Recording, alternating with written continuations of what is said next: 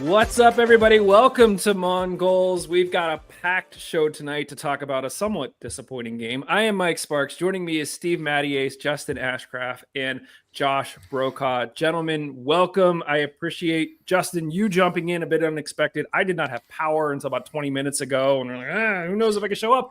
But I really wanted to talk to you guys. So, Steve, I'll start with you. What's new with you, man? What's going on? Not much. Quieter weekend. My parents came to visit in October, I think it was. They finally, after like many, many years, brought the tabletop router and other router that my mom's dad had. So I started actually like working in earnest over the past week on getting those cleaned up and trying to troubleshoot some of the little issues with them, and ran into some more issues. But so that's kind of been fun, like building a new router base for the one, because it was all cracked and whatnot.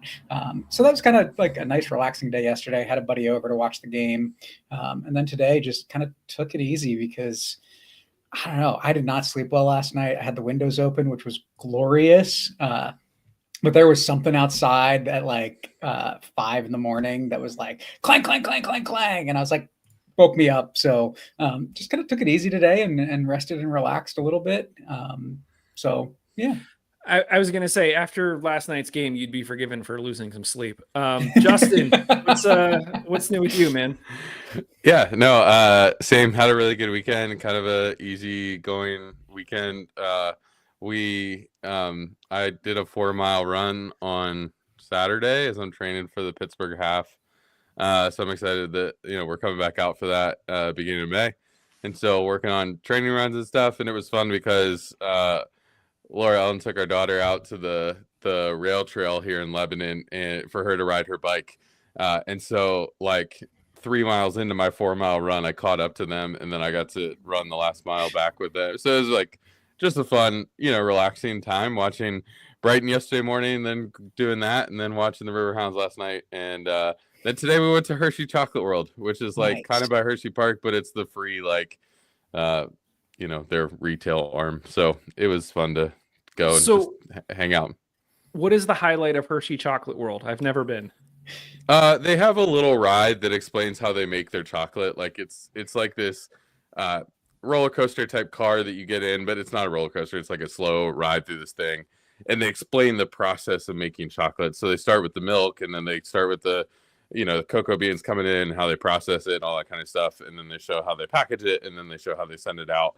And it's all aimed at kids, so it's all very like interactive and fun. Mm-hmm. So fun little ride, and then you get a individual chocolate bar at the end.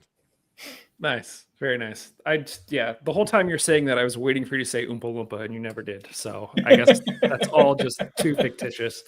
Wrong chocolate brand. Wrong chocolate brand. Josh, you've been out and about, man. What, you were in Joshua Tree? Yeah. So the reason I was on the show last week because I went on vacation to Palm Springs with some friends.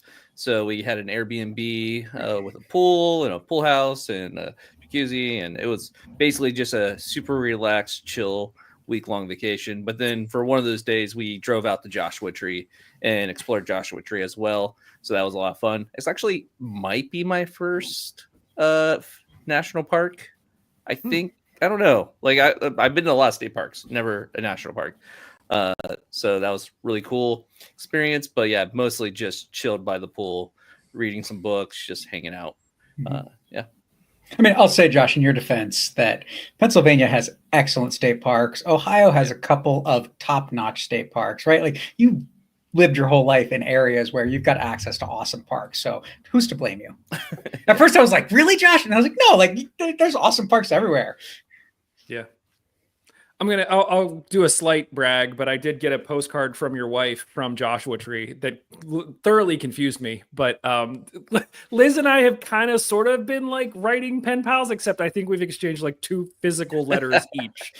But it came in and it was like Liz, and I was like, Liz. Like I know Liz, but I was like, Liz? And then I was like, oh yeah, wait, no, they were there. That's right. That's cool. So that's one of the things. Anytime we go on vacation, we try to like get a whole bunch of postcards and mail them out because like my mom's all about it. She used to work at the post office and she's all about post. Like you have to mail it from the place. You can't mail it when you get home because they don't have the wrong stamp on it or like the wrong postal code thing on it. And so like she's very particular about that kind of stuff. So yeah, we have to keep out at least like a 5 to 10 postcards every time we go somewhere. That's awesome. Yes, thank you, Liz. I know that you're watching. It is hanging on my fridge, and the kids keep walking past it and like spotting all of the animals and stuff that it was included. Nice. So it was a very cool gesture. Yeah, today was a bit of an adventure. We actually drove back to Pittsburgh to go to REI to do some birthday shopping with my youngest son, which was fun. And then afterwards, we were like, "What do you want to do?" And he's like, "I want to go to Everyday Noodle," which I've never been to. Shout out to Luke Biasi, who called that out as his favorite place to go. So went in, we got some dumplings, and it was crazy because where I was sitting, I could see everybody that was like making the dumplings, everybody that was working, and everyone kept looking towards the window with this like pained look on their face. And I was like, what is going on? And so my wife kind of leaned back. She was like, oh, it's storming, and it's storming pretty bad. Like umbrellas are blowing over, and it was like a whole thing. And so ended up by the time we got home, we realized we had lost power. We had 2 trees down in the yard. So that's why I was saying, like, literally power came back on about 20 minutes ago. I didn't think I was going to be here.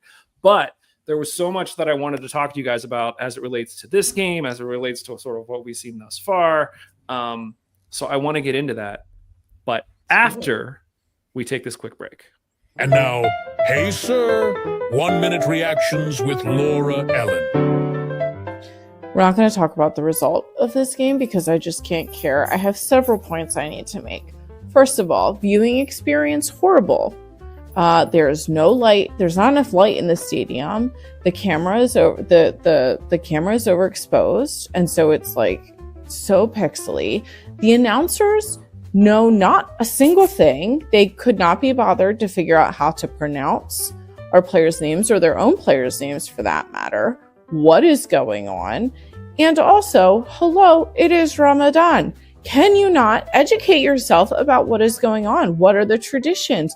Oh, that's right. We needed to take a minute to fast to allow folks to break the fast during the match. Okay, because that is the respectful thing. And also, did anybody notice the teenager sitting in a folding chair acting as security sitting by Lily and the Riverhounds? No? Okay, great. What a game. What a match. Thank goodness we're coming home soon. Good night. This has been Hey Sir, 1-minute reactions with Laura Ellen. Oh, man. That's like the highlight of my night. Like getting that after the game. I'm like, good night. Yes.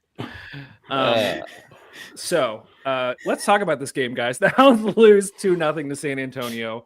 Laura Ellen touched on a lot of points. I don't know if there's any of those points that I want to necessarily spend more time on, but there are pieces of it that I think make up a narrative that would be interesting to talk about. But let's get back to, how we used to sort of address these, was just kind of like takeaways from what we saw. So Steve, I'm going to start with you. Just give me a takeaway from this game in terms of what you're feeling 24 hours later.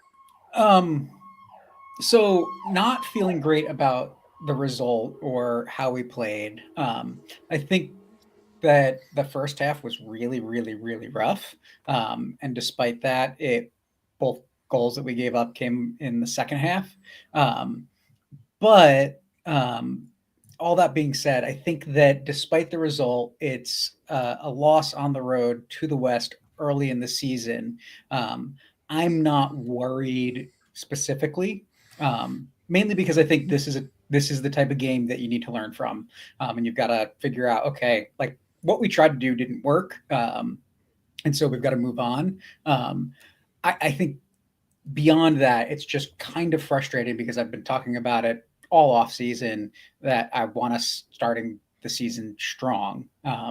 And not looking at the table for anything specific, but just kind of seeing that, okay, right. Like we're also not that like, it's not like we're 5 points behind the teams that we're hoping to chase for those top few spots, because none of those teams are excelling specifically. Some of the teams at the top in the East right now are not teams that I expect to be in the top 4 later. So I'm not worried in any of those senses, but just kind of like disappointed that we couldn't go out and do something a little bit better than what we saw. I got to comment on a few things there. One, are you already looking at the table? I saw it as I was looking at other stuff, Okay. not All right. not Okay. looking at the table. Okay. All right. Sure. Can I hide myself in Yeah. shame? No, so but you kind of touched on something that I actually want to discuss with you guys, and that is the big difference between the first half and the second half. So when I talked to Augie earlier this week, he mentioned, oh, we're going to be doing even a newer system or something else that I haven't done before, but I'm all about it because I want to do what's best for the team, all of that. To start the game, the team rolled out what essentially looked like a 5-4-1. And literally it was kind of like 4 flat across the middle. You had like DG was right in line with Robbie, was right in line with Borgie, was right in line with Etu. And Steve, you're right. It was messy. It felt like we couldn't string together more than a few passes. Anything that was longer than a few dozen yards was just a long ball because the wind was taking stuff like crazy. The second we got into the second half, we started playing that 4-2-3-1 that we were really successful with in terms of maintaining possession, dictating play that we saw against North Carolina. And I think some of that was probably a bit reactionary because everything that we had heard throughout the preseason was that the Hounds really wanted to focus on having more of the ball, dictating more of the play. And I think at the end of the first half, we had like 36% possession or something like that. So it felt like Lily was going to do something. And as soon as we came out in that second half with that different formation, we were dominating, aside from the 2 goals.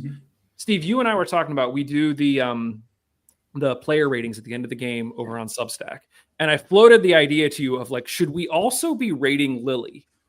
And this is a case where had we come out to start the game, not in this new 5-4-1, if we had come out in the 4-2-3-1 we were successful with, would we have been more successful overall? Do we think we would have been more successful overall? Justin, I'm curious your thoughts on, I guess, just sort of that idea. Yeah, I would generally agree with that. I think in the first 10 minutes of the second half, we looked really, really good.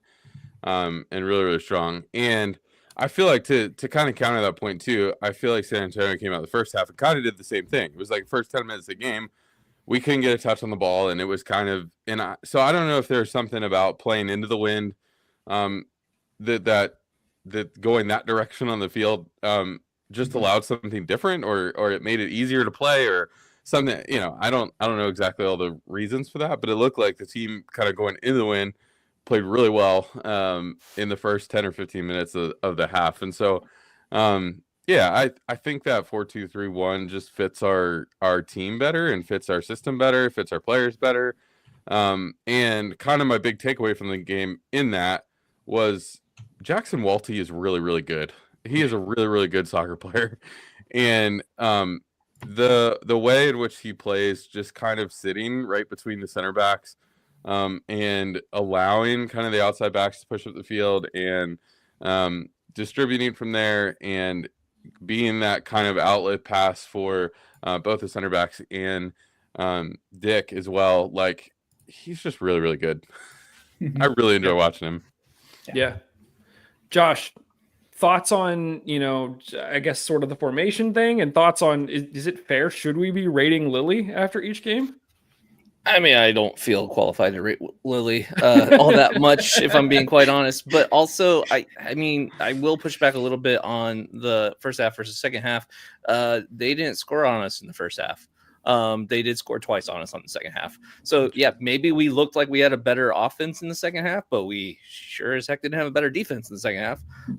So, like, maybe there was something to trying to do that system and, at least get out of there with a point. I didn't think we looked good the first half, to be clear. But between the weather, hopefully you weren't taking shots every time they said wind on the broadcast, because you wouldn't be here right now. Or pronounce the name correctly. So that was, I don't know. I don't really know if we can judge it too much. And I will give Lily credit for changing it. It's like, if it didn't work, at least he did, dig his heels in and try to do the same thing for both halves. And the other thing about this is we're not at 100% here as far as personnel, and it shows. Like, I don't think this is what it's supposed to look like no matter what. There's a lot of people playing right now that probably would be on the bench normally. Not a lot, but a couple. And it's, it's one of those things where, better or worse, well, always worse. It always seems like the Hounds at the beginning of the season are still putting together their team when the season starts. And this one's a little bit less, on the front office, on the coaching staff, because injuries did happen. I do think we have all the pieces signed this time, and we're not just waiting for more pieces to come in.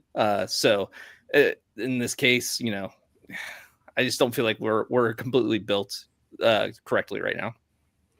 I think everything you said is 100% factual, and I agree with it. The only question that I would bring up, and this is all if, ands, or buts. We can't go back. We can't change anything. But in the second half, Lilly changed the formation, but he didn't make any substitutions. So what we didn't have was sort of the starting 11 that we had the first week, and he pushed Beto up as a central or as the holding midfielder and played Asumanu as a center back. So it's not the exact same. If he had started with his actual starting 11 that he maybe wanted in that formation, I don't know if Asumanu makes it into that second half team, if that's the team that's starting. He's probably on the bench, but I could be wrong there. Josh, give me another takeaway. Let's see here. I kind of spilled some of the things I was thinking about this game when it came to personnel, especially there was the parade that happened in Pittsburgh, St. Patrick's Day parade, and Jackson was in the parade for the Hounds. You see that, you're like, oh man, he's definitely not traveling. He's definitely not healthy enough. He's not gonna be healthy enough probably for a couple of weeks. So shouldn't expect anything less than that. But still, situation where this definitely felt like a West Coast game, and the Hounds, I feel like, at least have not been good on the road in the West ever. Yeah.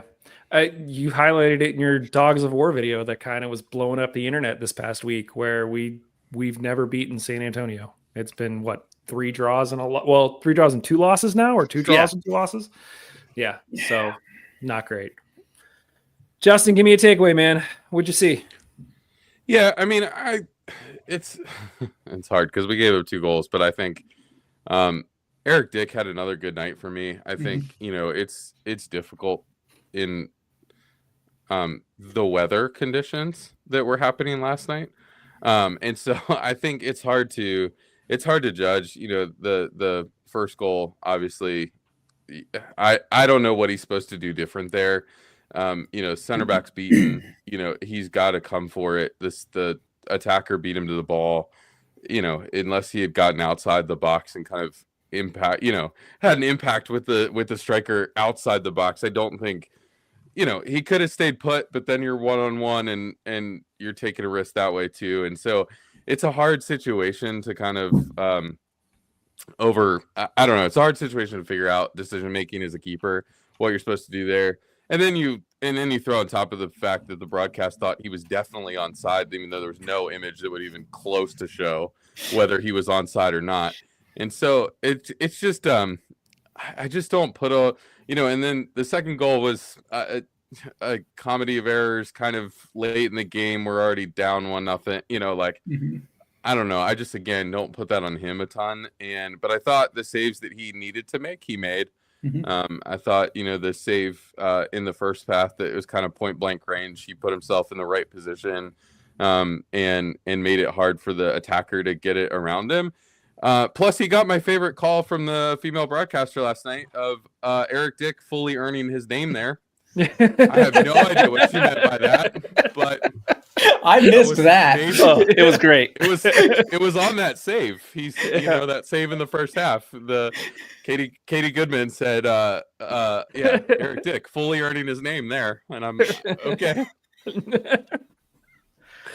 So I'm curious. I want to talk about that sort of first goal again. There was a strong argument to be made that I think it was Hernandez was offside. Suber seemed to react like he's clearly offside and then had to sort of chase the play back again. The commentators' reaction, they were like, let's watch it back. And the camera was from the San Opposite Antonio goal. keeper's Yeah. view, and she was like, "Well, clearly you could tell he's onside. There's no lines. There's nothing." So my question to you guys is, VAR is one of those things that is hotly contested. You love it, you hate it. The USL has made the announcement that there's going to be something like a USL Premier, which is going to be a first division league. There were multiple times during this game where I felt like I would love to just see that back. Even if I know it's not going to change anything in terms of what the ref is saying, I just want to see it back and kind of see what's going on. And we just don't have it. And there's so much conversation about, hashtag garbage league or garage league or whatever. Are we getting to a point in the development of the USL, even at a championship level, where not having something like VAR or not having something like these replays is actively hurting the product that they are putting on the field? Steve, what do you think about that? I think I want to say yes to answer that question. I think it is wrapped up with, for me, a professionalism across all aspects of the production of the game, right? And so, Laura Ellen pulled no punches talking about how awful it was to watch that game on TV. Yeah. I remember in our Slack, I said something like, "Wait, who passed that ball back there?" Like, I really could not tell who it was. That's how bad it was. And so I think there's that. Justin brought up a little bit the announcers as well, and capitalized on that a little bit, right? Like, so I think this is all wrapped up in that aspect of things for me. Of the league needs to take those steps to ensure that there is a enjoyable and watchable product. And so I think that some form of at least better angles, some form of system is really, really important, especially with the league wanting to have Division I in the future, right? Like, those are things that now's the time to be implementing those things and testing those out, see what's working, see what's not working.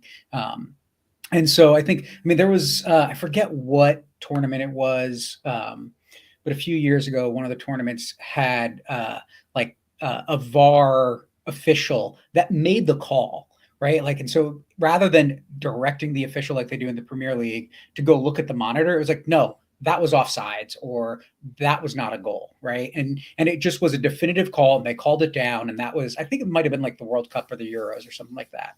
And it just was what it was, and I really liked that because it took the entire aspect of the official having to then change their mind, which I don't trust USL officials to have the ability to change their mind, because I think especially at this level, like, that can let the league or the teams like really get out of hand really quickly if that happens. And so I don't know how you do that at this level, but I just think there has to be something more. I don't know the full answer, but there's things that work. Justin, VAR, yes or no? No, there's something magical about a league that doesn't have VAR.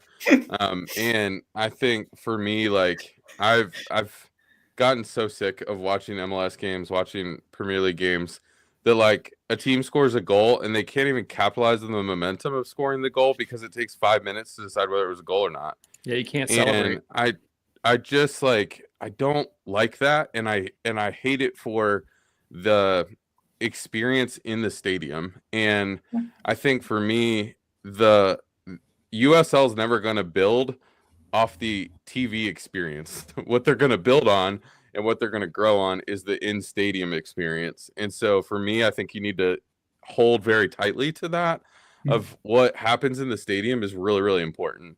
And I think when you slow the game down to that measure of, like,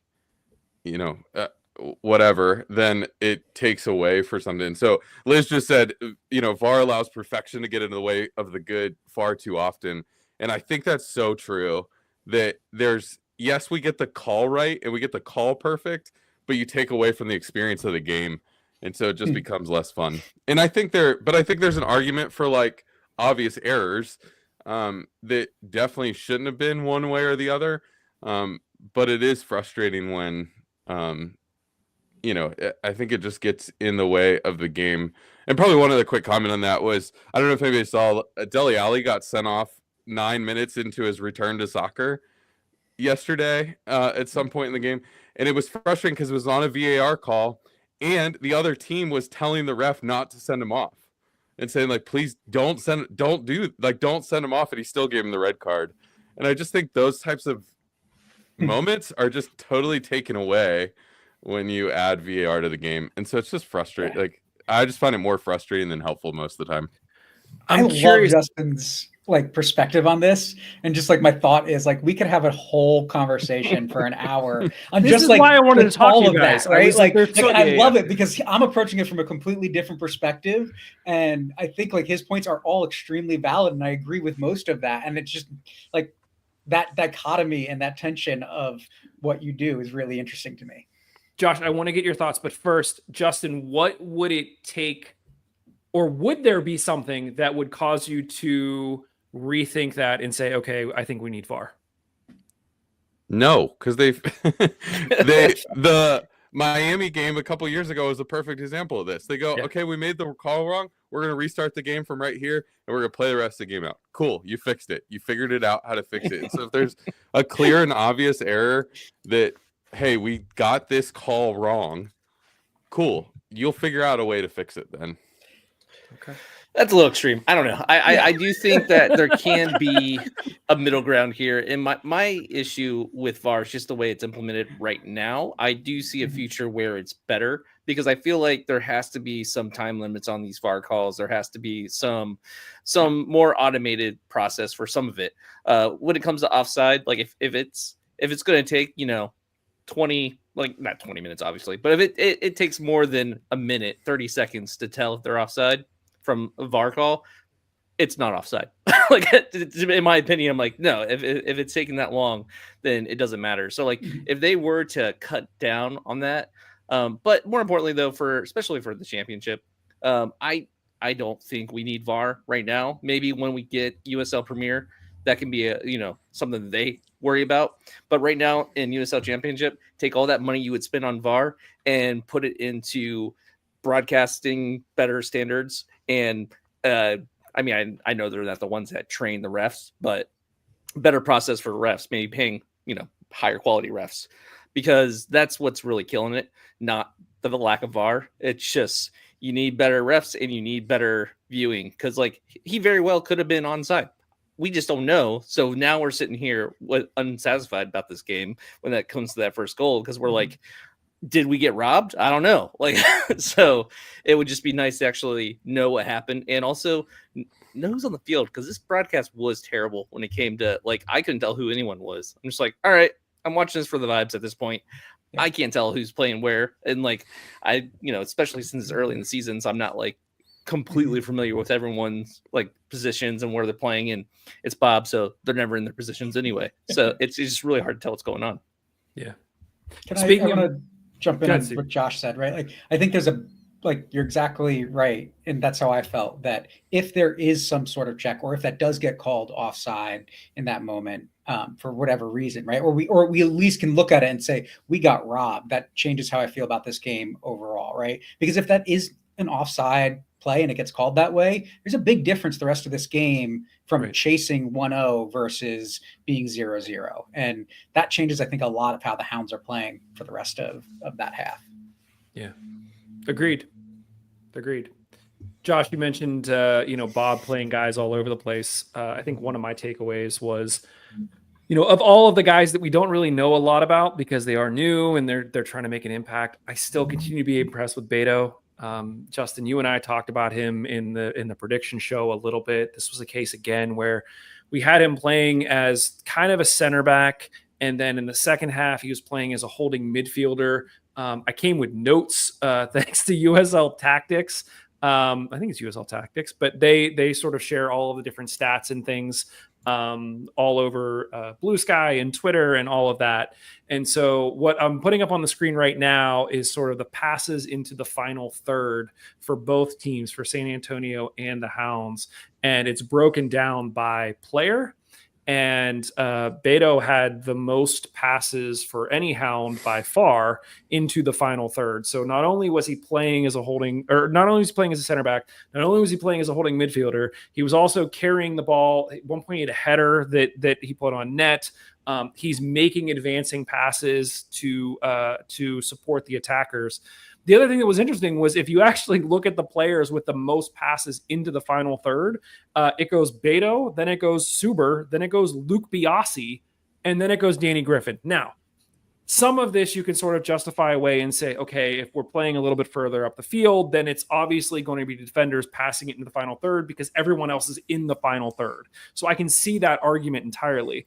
But this just, again, in game 2, on the road, in some crazy conditions, playing multiple positions, you see Beto contributing. So I thought, again, if we're kind of looking for silver linings here, I was pretty impressed with Beto. And I also thought, Steve, you and I, as we were sort of doing the player ratings, it's behind the scenes, that process starts at the very beginning of the game, and the entire game we're like, this guy did something good. Let's move him up. Let's move him down, whatever.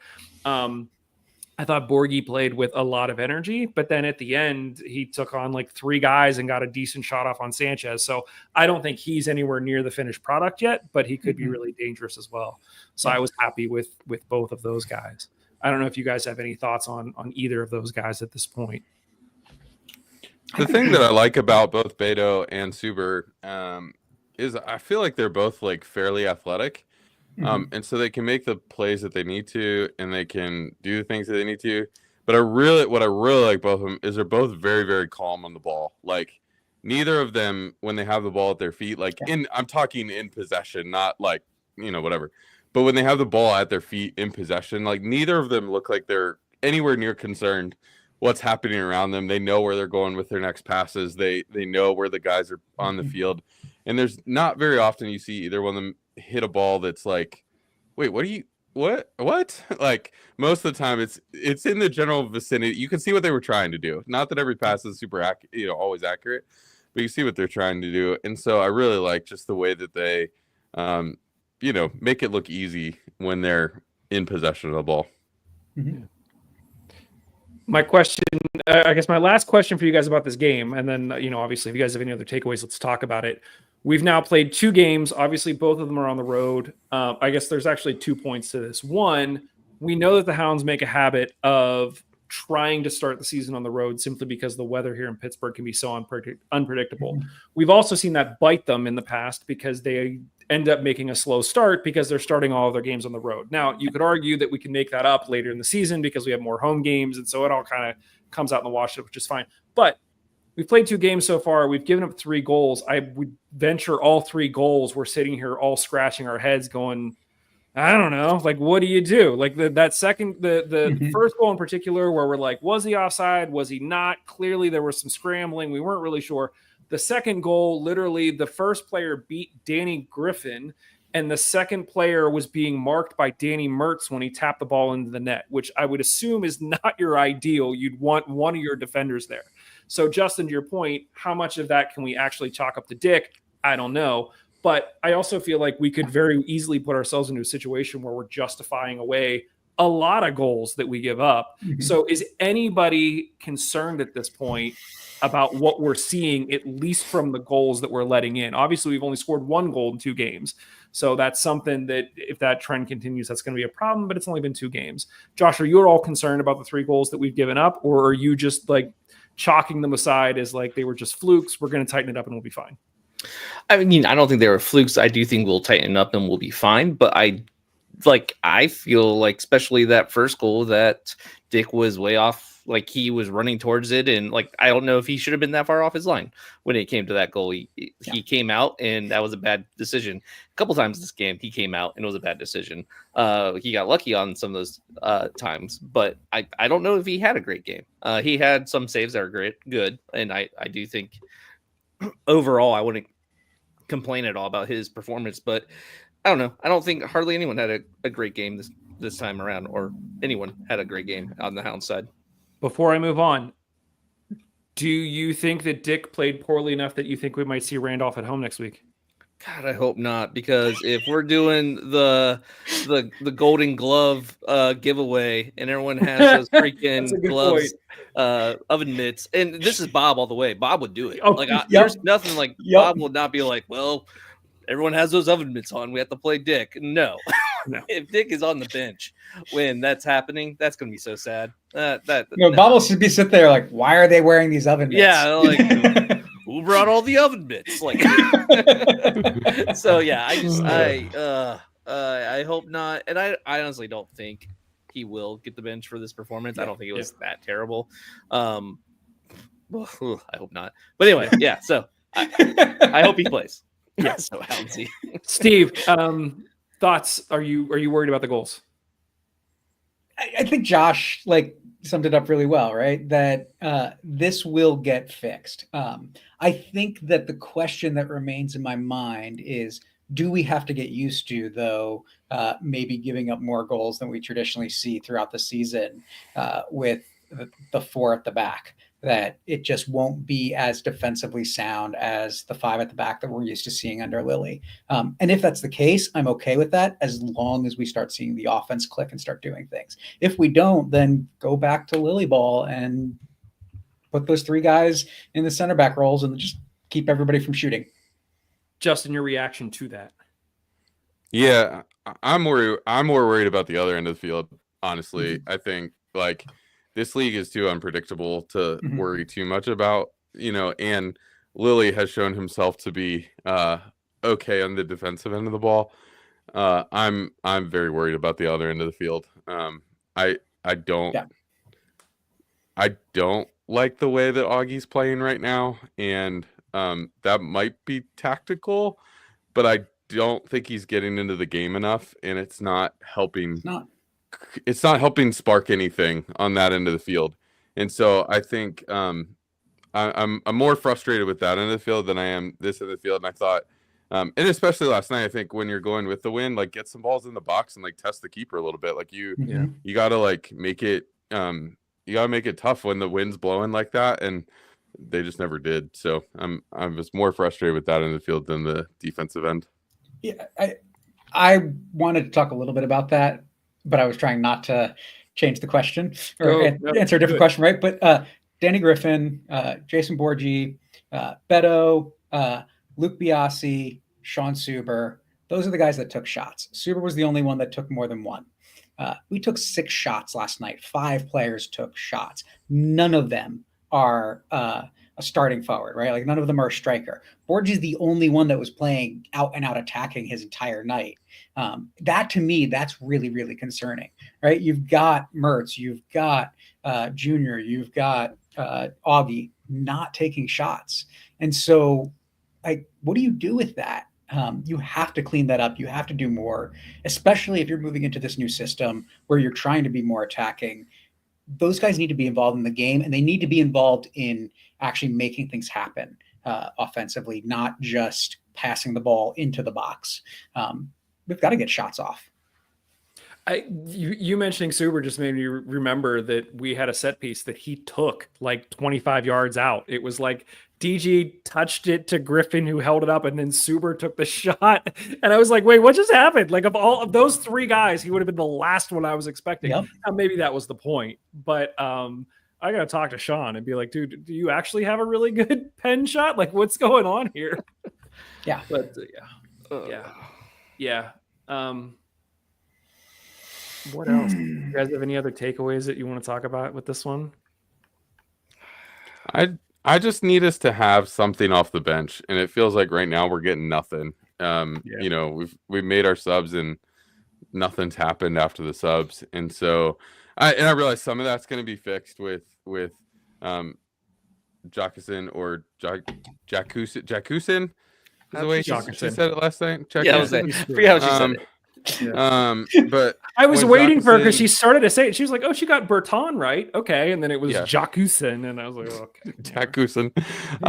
But when Jackusen comes back, when Sample's healthy again, I realize some of that will be, you'll be able to exchange some of those guys, and we'll have kind of more options coming off the bench, and then I'm kind of assuming that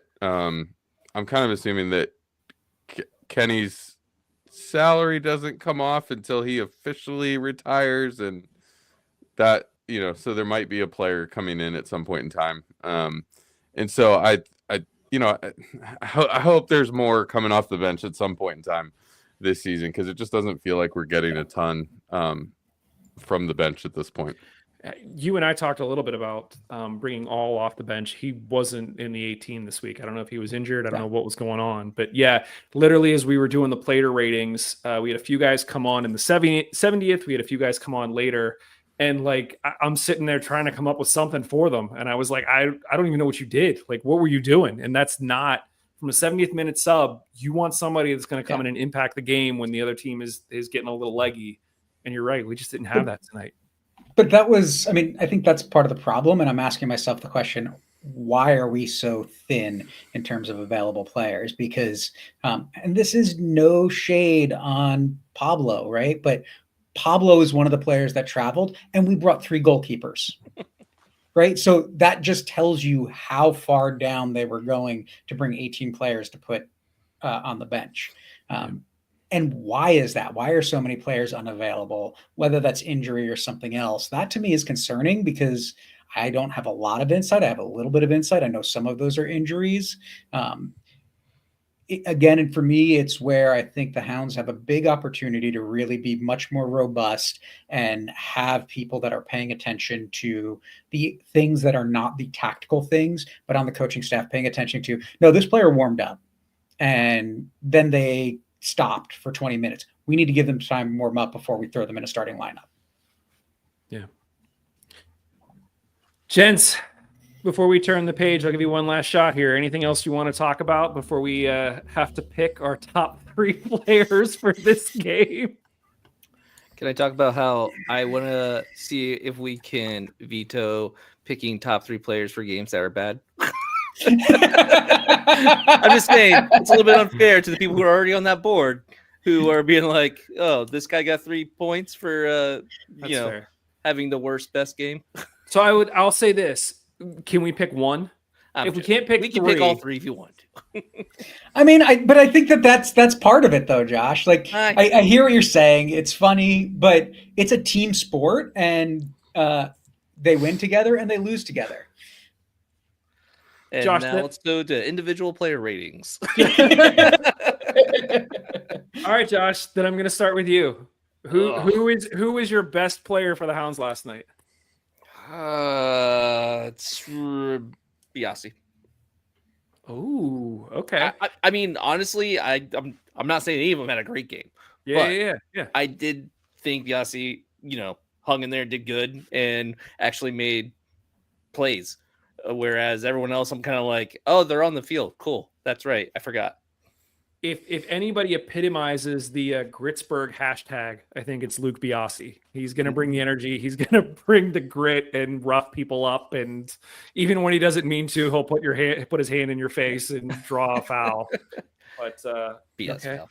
Biasi. Well, yeah, Biasi's a decent shout. Justin, who's your top player? Walty. Yeah. Okay. No explanation there, just Walty. I don't know. I don't know one, but yeah. Yeah, I think for me it's like similar to Josh I don't know that anybody had a great game, but for both Biasi and Walty, I can't remember a egregious mistake they made over the whole game. And so okay, if they didn't really make a mistake, then they couldn't have been that bad. So Steve?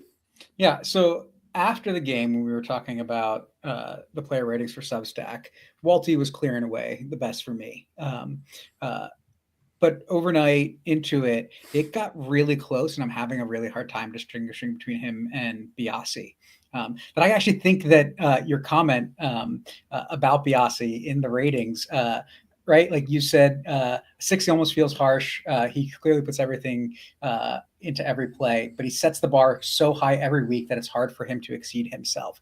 And I think I'm left asking the question of a 6 isn't even coming close to exceeding himself, right? Like I think week in and week out, he's a 7, 7.5, 8. And so I'm kind of like, did we rate him too hard last night? So I actually those are my 2 players that I can't distinguish between the 2 of them. Can I make a suggestion? Can you just take one of those points away from Augie and give it to Biasi? Because you guys have Augie added 8, I think, for this game. No, not for No, this that was game. last week. Oh, that was last week. Oh, thank Yeah, God. yeah. Okay, I looked at the Yeah. wrong week. I just pulled it Yeah. up just now. I was like, wait, how's he an 8? Mm-mm. Okay, never mind. We're good. Yeah. We were feeling high on him scoring the first goal of the season, so Got you. he got a boost. Looked Yeah. at the wrong one. I just pulled it up just now. I was like, Yeah. why is he at an 8? Okay, at 5. That's He was much not better. at an 8 last night. Good. All Making right. sure. So we got Biasi, we've got Walty. I'm gonna throw. I know we said let's just pick one. I'm gonna throw Beto in there, and even if he's a distant third, I'll throw him in at third, unless anybody really agrees or No, I mean, argues he's that definitely someone else the- should be third, or not, or someone else should be in third. He's definitely third for me. Okay. So how do we determine Biasi versus Walty at number 1? Flip a coin. I'm actually willing to say Walty gets the number 1 over Yasi. I mean, you guys have him scored here, and I can kind of see, Okay. I think they both did great, though. I'm just going to throw it out there that. Okay. So we're good with Biasi, or we're good with Walty will be number 1, Biasi at 2, Beto at 3. Yeah. Yeah. Okay, cool. Well, that's fun because if we look at the board behind us, neither one or none of those are names from the first week. So this is all going to get interesting pretty quickly, which is kind of the point. So last week we had Augie. Oh no, what am I talking about? We had Augie, Walty, and Mertz as our top 3. Yeah. So now if we got Walty as our top 1, so now Walty will jump up to be our number 1 so far for the season. And then we got 2 new names to add to the board, which will be fun. Yeah. You might need to get a bigger board, Mike. I might need to get a bigger. At first, I was like, I'm taking up too much room for this whole Bushy Vincent thing, which I showed you guys. It was really funny. I did get a DM from Bushy, like, wait, do you have an actual board with like actual check marks? And I was like, I don't know what you're talking about. And then I sent him a picture of it, which he loved. So we're going to have Bushy on again sometime soon so he can catch up to Vincent. But yeah, we might need a bigger board to fit all of the names on over the course of the season for sure. Guys, anything else that you want to talk about in this one? I just want to say I was looking forward to seeing the new Las Palmas sponsors on the sleeve, and I couldn't see the sleeves. So thanks, USL. Yeah. I mean, I'm happy they're a sleeve sponsor. I'm more happy that they're going to be at Tailgate Zone all season. And that really is going to be fantastic to have them back in the stadium because, I miss those tacos. Yeah. Back at home this week, guys, coming up. We got a ton of stuff leading up to this game. We got we'll have our pregame and episode. I'm trying to see if we can talk to Kenny. I know that Kenny's going to be busy this week doing tons of interviews because of the pregame celebration for him, but I'd love to get a read on sort of where he is coaching wise in terms of licenses, how he sees himself fitting into this team now moving forward. All of that we have talked about internally, trying to do something special to kind of honor Kenny, similar to what we've done for some other players that have retired as Hounds. So you'll have to stay tuned to that. Some fun stuff there. Justin, you and I, I'm sure, will be doing our prediction show to talk about it. Josh, you have another Dogs of War video that I mentioned was sort of tearing up the internet this past week. So for those of you who like that, stay tuned for that. Those will drop Friday morning is the aim. So lots of stuff going on. I know my plan is I will be at the game this week. Josh, Steve, I'm assuming you guys will be at the game this week. I'm going to try to get an oven mitt, but I also found out that my kids have musical practice until 5:30 because the show is the following week. So I don't know if that's going to happen. So if someone wants to trade me an oven mitt for something else, we might be able to make something happen. We will see. Maybe, send a message via DM. One of the players is going to grab one and trade you points on the board. I'm going to walk past the goal and Eric Dick is going to like slip it to me next to his water bottle. Yeah. That's going to be Bushy. He's going to be like putting another tally next to my name. That's right. Vincent was never on the show. So tons of stuff coming this week. As always, you can find us, like I said, all over the socials. You can find the player ratings over on Substack, mongols.substack.com. I do apologize. every time we have a player on, we've been doing our lightning round where we've been asking questions. The past two, we've had technical difficulties where it hasn't fully recorded. It's been a mess, and it's been so frustrating because their answers have been so much fun. So I'm going to try to eliminate those errors moving forward so that you guys can see all of the fun insights from all of these players and coaches and get to know them better as people, because it is a really, really good time. As Liz just pointed out in Slack, All Hounds Eve, baby. Josh, you want to share any details about All Hounds Eve? Yeah, we did it last year and it was a hit, and I'm hoping it's even bigger this year. We have new shirts available. We have memberships available for pickup. We are in talks with players to see if we can get anyone out to the game.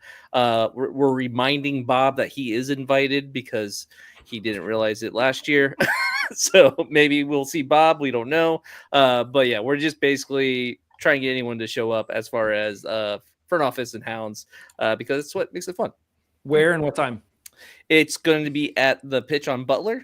And I totally forgot about the time. I believe it is 7 o'clock. Friday. That sounds right. Friday Yeah, night the at day 7? before. Yeah, it's the eve of the first home game. So All Hounds Eve. So All Hounds Eve, pitch on Butler, Friday night. Be there. There might be some player appearances. Maybe Bob will show up. We shall see. It's sure to be a good time. Guys, anything else before we get out of here for this one? Awesome. Thanks, everybody. We appreciate you watching, listening, subscribing, following us. Make sure you tell your friends about the show. Share it. It helps to expand the conversation. We'd love to talk about this team. We'd love to talk about the Riveters, who we haven't talked about much the past few weeks, but I'm sure that will be changing very soon. We will be back with more Hounds and Riveters content for you very, very soon. Later. See ya.